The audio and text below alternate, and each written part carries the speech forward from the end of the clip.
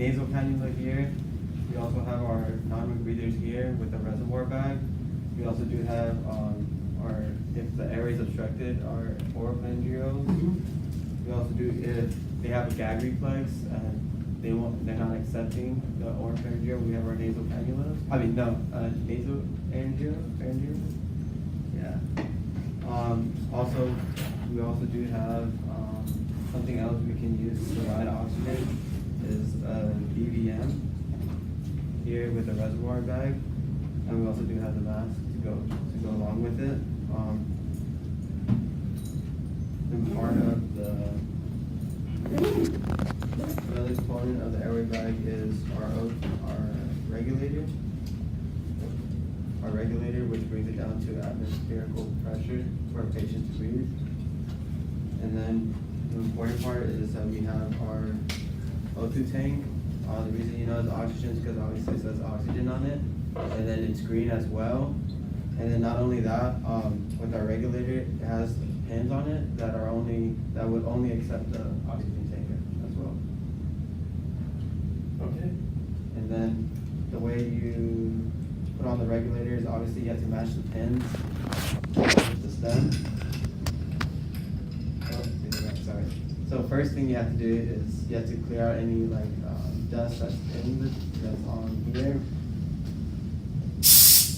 So now there's nothing in there. If it's like dust or anything like that, now you have to make the connection. So line up the stem. What other things you want to check Oh. on that regulator? If it has a gasket on it as well. Yeah, things got a little compression gasket fitting right, and that's what makes it seal. Yeah. All right, and I may give you hints like that if you're not following it. All right. Okay. So once you know the gasket's there, and once you've bled out any dust or anything like that, now you make the connection.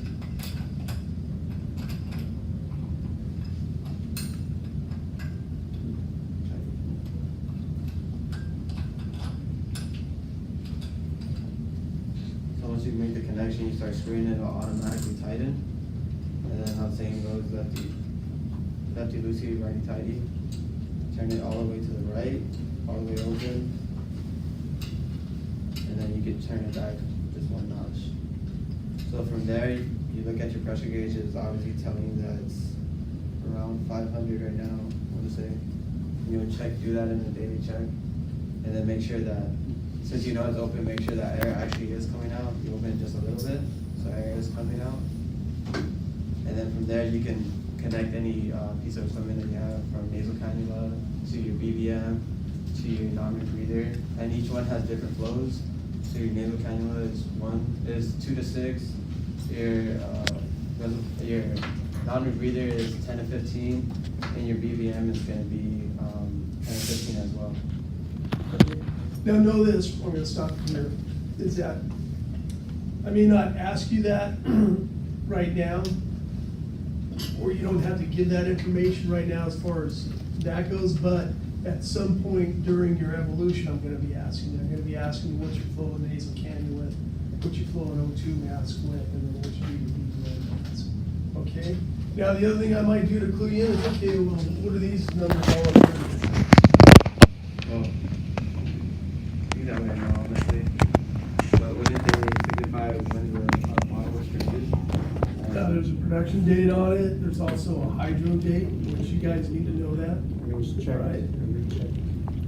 Every 5 years, correct? Every 5 years, right? Every 5 years for the O2 cylinders. Right. And so you want to check that date. You want to know which ones of those are the dates. Okay, you guys got to do a little research on your own. Figure that out. So just know that. Okay. And so that part's pretty good. Okay. So now you're done with that. All right. So now you leave your tank set up. All right. And what I'm going to do is I'm going to say, okay, here's your patient. Patient sitting up in this chair, and he's complaining of a little bit of chest pain right now. What are you going to do for him? By nasal cannula. Well, Okay, now do it. Remember, on all these skills, everything is doing it, right? Everything's doing it.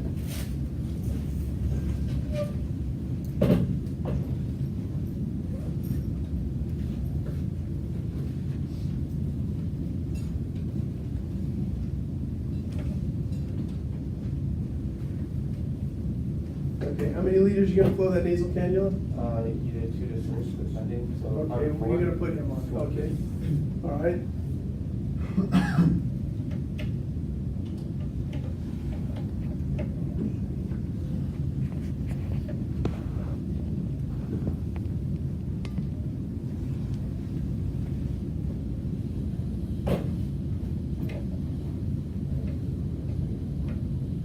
And that, man, it gets a little tough to get the nasal cannula on. All right, so now you have him under nasal cannula, you're talking to him, as he's talking to you, he says, you know what, man, my chest hurts a little bit more, you know, I'm having a little bit harder time breathing. What are you gonna do for him now? Well, get the non-rebreather with the reservoir bag.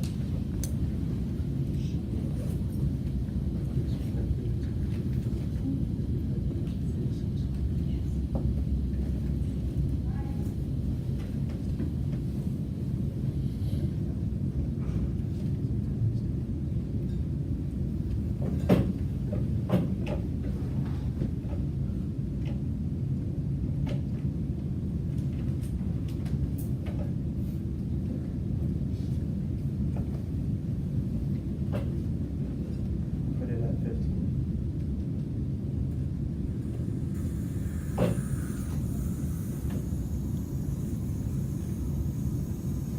Okay, and once you do that, I'll usually just have you turn off the O2.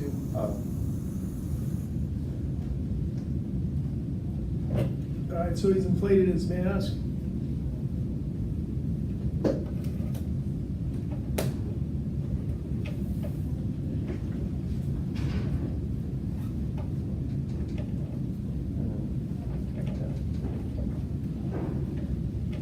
Turn on the. No, you don't have to turn it on. Okay.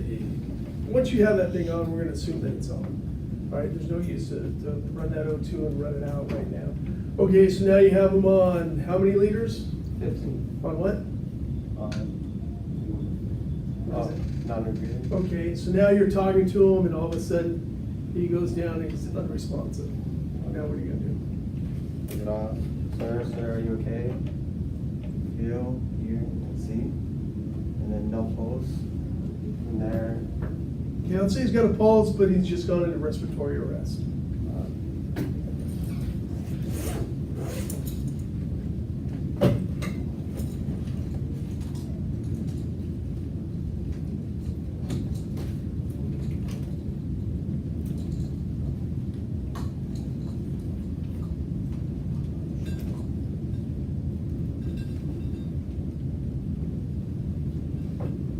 And where do you flow that at? 15 as well. Okay, and how much O2 is he getting? Are you ready to go? Yeah. All right, and so now what, did you reposition the head, go ahead and try to ventilate? One breath every 5 to 6 seconds. Okay, and go ahead and try to ventilate. All right, you're feeling, so you're not getting good compliance, what are you gonna do? Use organ view. I mean, yeah, organ. Well, you can try to readjust the airway, right? Okay, readjust the airway, try.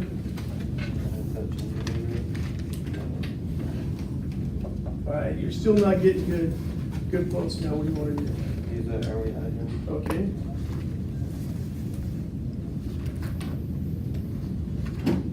Gee, how'd you know that one? How'd you know that one?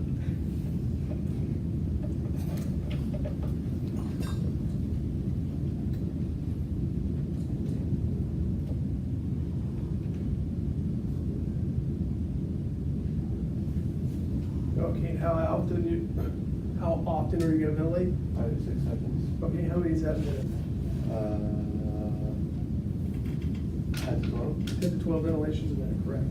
All right, so now you're ventilating them, and now the paramedics get here, okay?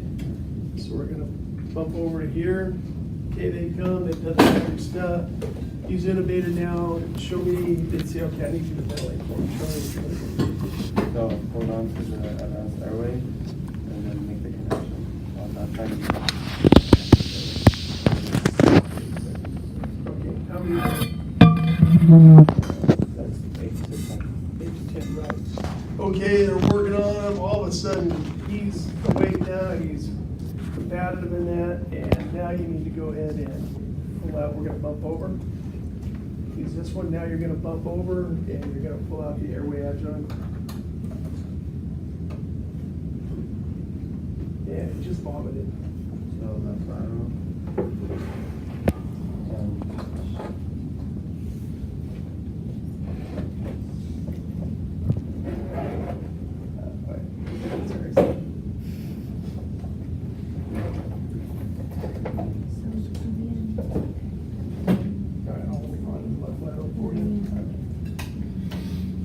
So what are you doing now?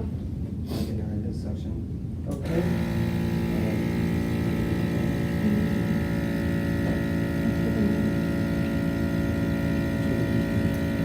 Okay, after you suction? So you section on the way out. Right. So you put it in, how far in you want to go? Oh, how far in? Go ahead and do suction, you won't cover it. You're right, you're gonna pull out, right? Pull out, go away from the top. All right, so you suction, okay? And then what we'll do is I'll probably say, okay, that's good now. Let's just say you have oral trauma or something else where you couldn't get an OPA in. Let's go ahead and see if you put in a nasopharyngeal.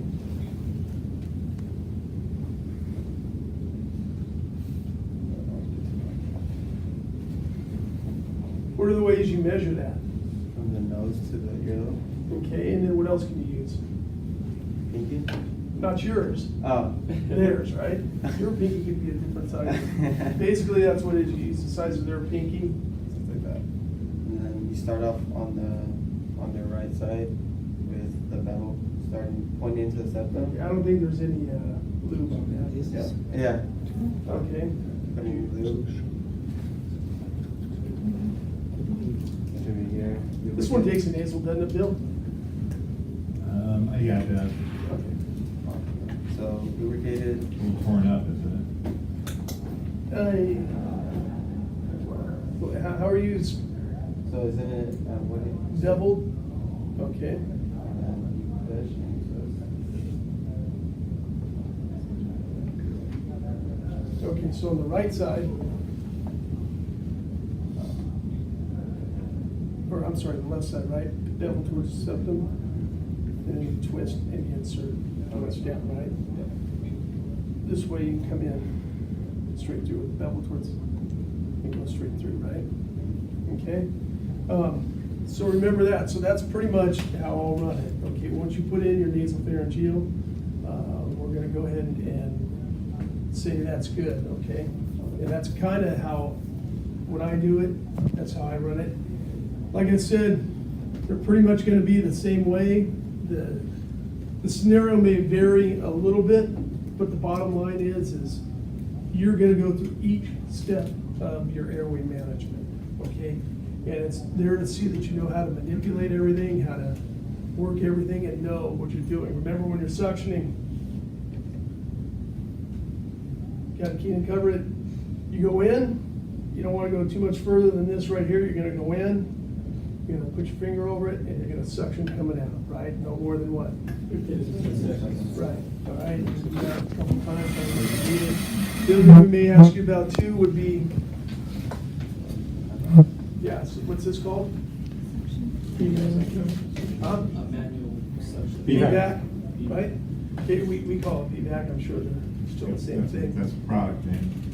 Yeah. Manual suction, so Yeah. all right. And so you're gonna bring that in, you're gonna suck on the way out, okay? You don't have to bring it in and then try to squirt it out, it doesn't. It's a one-way valve in here, right? Yeah. So it lets stuff in and it's not gonna let it back out.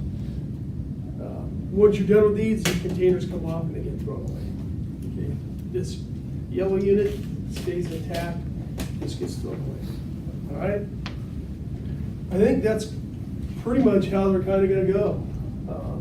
Just like that, so you guys start working on your rhythm with that and start going through it. There should be at least 3 or 4 of you guys at each station going through and walking all the way through it so you guys can monitor and work with each other. Because they got, what, about another hour, Bill, Yeah. before they have to clean up? Mhm. Yeah, so you guys should be doing that now, going through and practice it, okay?